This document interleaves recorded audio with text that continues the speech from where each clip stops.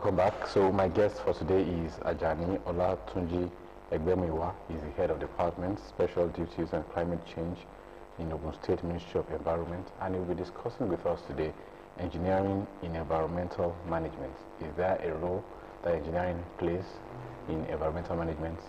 All that is what he will let us into. You're welcome to Engineering and you for today, sir. Thank you so much. So let's go ahead, you talk to engineering in environmental management. Okay. Now, when you talk of environmental management, you are talking of practice that is organizing human activities, and the essence of that is to limit the impact of such activities on our natural environment. And in management of environment, you are talking of protection of all aspects of the environment, be it land, be it animal, plants, body of water, planet, atmosphere, even human being as society. So the aim is actually to protect, preserve form of life, and also to allow for economic development, but in a sustainable manner. So these are the associated environmental issues that we try to manage under environmental management. We have sustainability, ecology, earth science, waste management, mitigation, assessment, law, society, climate change, water science, etc. So when we talk of environmental engineering, I'm talking of a branch of engineering that's concerned with protecting people from the effects of adverse environmental effects, such as pollution, as well as improving environmental quality. So we apply science and engineering knowledge to take care of our environment. So first, when we talk of engineering in environment, talk of waste engineering. These are people that are into waste management, and as you can see on the slide, we have that the compactor, they fabricate equipment, they develop, design, and the manufacturing of compactors and vehicles that are needed. Landfill, they manage our landfill, plastic recycling, composting facilities. You have engineering that are very, very key in that, in terms of design, operation, and so on. Then, when you talk of wastewater management, that's where you have wastewater treatment, sewage treatment, and like in our various homes now, we are having biodigesters that are used instead of septic tanks, where you, after you have defecated, then you flush, it goes into the biodigester that returns gas to your kitchen, and then the sludge, you use it in your farm. These are the functions of engineers. And then you have climate change. In terms of renewable energy, they are designed and manufactured by engineers. Like you talk of windmill, talk of solar panel, geothermal energy sources. All this can never be achieved without without an engineer or some engineers come into play with it. Then you talk of climate change, renewable energy in climate change, solar panel, windmill. You have hydropower plants. Now you have electric cars. These are engineers. These are products of engineering works. And then you have electric train also. And also now we have an emerging branch of engineering as well that is called climate engineering or geoengineering. And it is a branch of engineering in environmental management that is looking at how to actually combat climate change, either by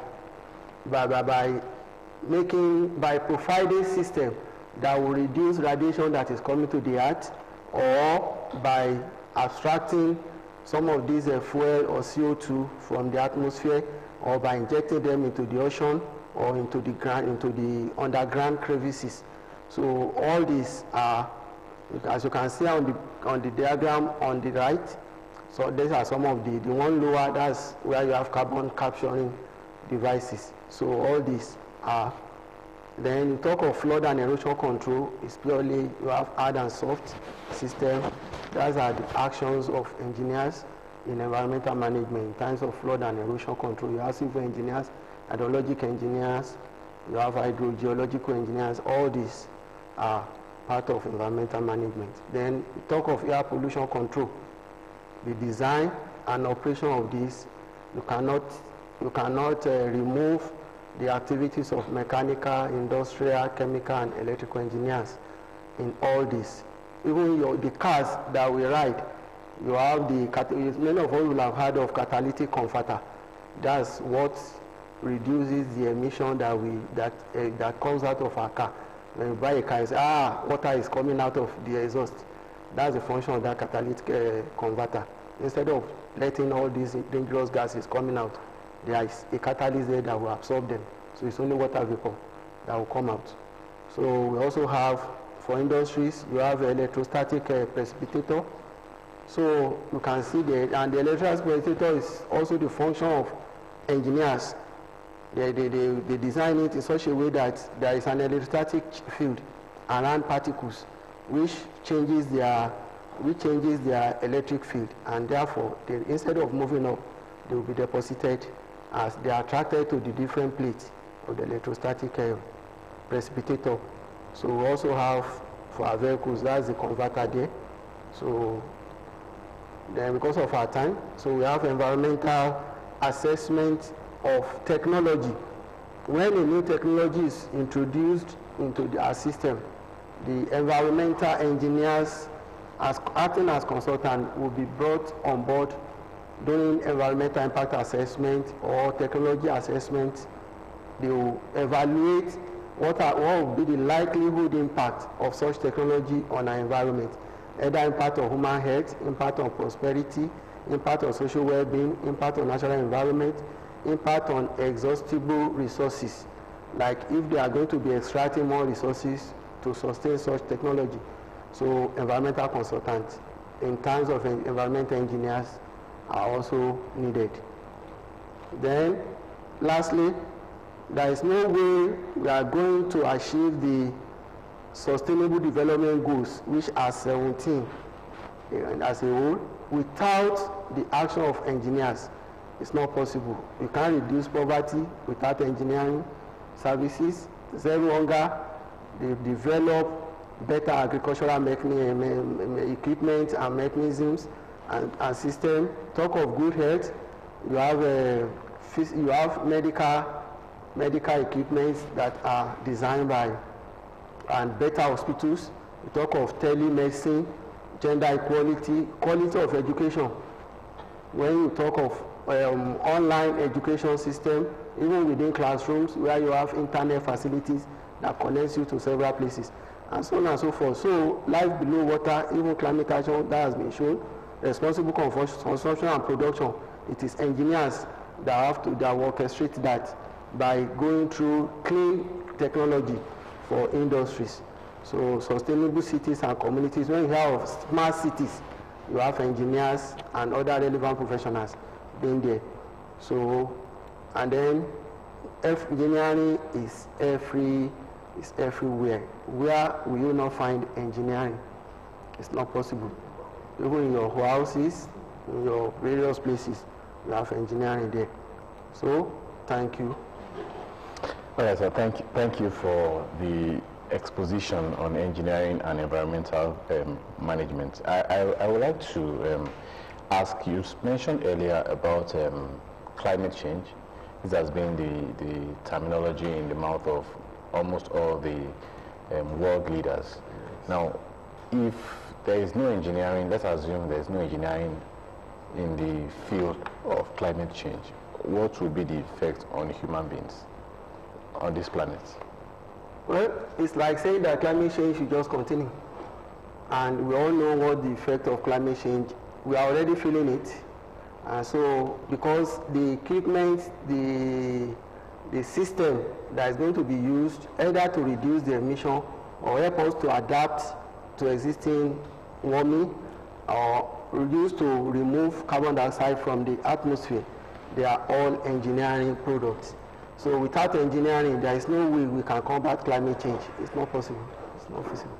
It's not feasible. It's not feasible. Okay. How much of these technologies in the area of climate change have we adapted in Nigeria, and how involved are Nigerian engineers in this process? Yes, we have some of them. Like, though it's not really much. Okay, we have a caller. John. Hello, John. Hello, sir. Good evening. Good evening, sir. All right. Do you have a question for my guests, or you'd like to answer our question? I want to answer the question. All right. True or false? False. All right, John. I'll let you know if you are correct. Keep watching Nigerian and you. Okay, sir. All right. So we're talking about how far we have gone. Yeah, we have not really moved fast, but we are trying. Like in terms of local knowledge, now we have like the bad digester I mentioned about the other time. So instead of allowing the gas that is generated from our waste escaping to the atmosphere and contributing to greenhouse gases, we have local engineering products now that can help us to convert them to usable materials, like capturing the gas and converting them into domestic usage.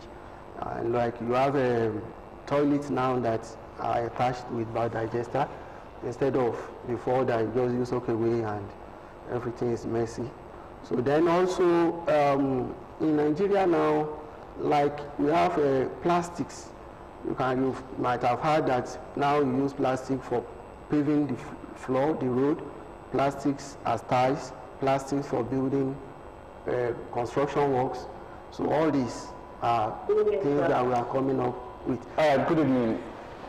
Glory from Mowe. Hello, Glory. Good evening, sir. Good evening. How is Mowe today? Mowe is fine, sir. I have a question for my guests for today. Not the question. You want to? Okay, go ahead. But the answer is true. The answer is true. All right, Glory, I'll let you know if you are correct. Thank you so much for calling. Okay, sir. All right. Thank you, sir. Okay. I'd like to ask as a follow-up to that question, how affordable is these technologies for the use of the common people? For example, you mentioned earlier on the biodigester. You mentioned the plastics. We know, I read about is that now you can use, because of the longevity of the plastic, you can use them for building houses. I've seen pictures, but I've not seen it happen in real time, especially in Nigeria. Yes, it does.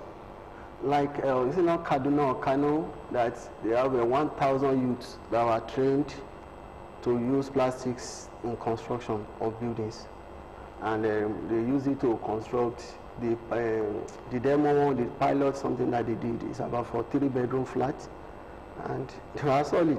So the only thing is you just need to get the plastics, and today now a kg of plastic goes for about 50 naira. So you collect the plastics, and you may not even buy it if you have the time to go around and collect. I think for you to have a 2-bedroom flat, you know about 6,000, yes, 6 or 3,000 of it. So put soil inside it, and then you start placing them one after the other. Well, you just need to get the skill, or you get somebody that has the skill to do it. So it's not really that costly to do that. So then for the biodigester, yes. For the common man, for now, it's like when you have the solar system for scale coming in. You know, they are costly. Now, we're having very cheap panels now. So as the technology continues to develop, we are going to have the price coming down. And now we are having ones that can even be up close to 200 liters, 100 liters biodigester. So which is about 250 or 300,000. So. All right. There's a popular terminal. Okay, we have a caller. Hello, good evening. Deborah, good evening. Okay, I think we lost Deborah there. As we hit the home stretch, there is this popular terminology in your fields. They call it waste to wealth, waste to wealth.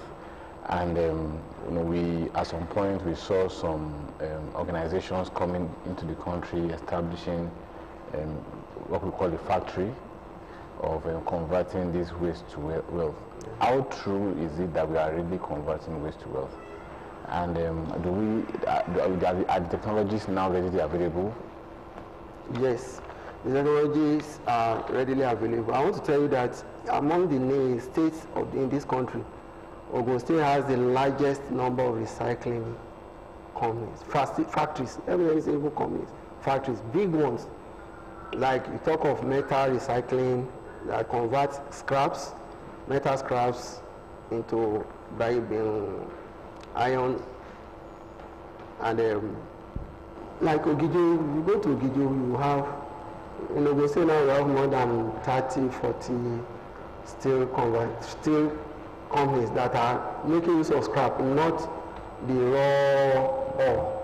And then when we talk of plastics also, we have various plastic conversion companies that are recycling at large scale. And then, but at small scale, we have a system we are even putting in place in Ogun State now at the ministry level. We call it buyback center. Then we have the blue box system.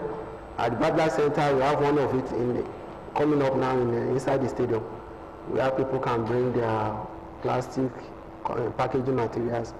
They will get paid for it, and those materials will go to the recycling plant. The young people. And then also for the young people, yes, we have. I say in that site also, we are going to have what we call the Green Youth Skill Center, where youth will be trained on how to recycle materials using low-cost technology to do that. That's the kind of the one I told you about, like the plastic conversion to tiles, converting plastics to pavement materials. So. All right, we have to go. I want to say a big thank you to my guest, Ajani Olatunji Egbemewa, Head of Department, Special Duties and Climate Change, Ogun State Ministry of Environment. We have to go now. Thank you so much for always being there. It's a Good Friday edition. John called us from Ikorodu. You got our question correctly. The answer is false. So John, I know you are watching, call this number to claim your prize because of our sponsor, Prince Ignayam Shilon, FNSC. The number is 003 086 7011. John from Ikorodu can call that number and claim your prize. For the question for the week, the dimension of power is what? That's a simple question. What is dimension of power? If you know the answer, please drop it on all our social media platforms, and then we'll continue conversation from there. I know you've learned one or two things in this edition. Next week is another time when we come together to your viewing pleasure and learn something else in the field of engineering, because we know that the engineering is the way forward. Next week is another time. Until then, my name is Tunde Olaniro. Bye-bye.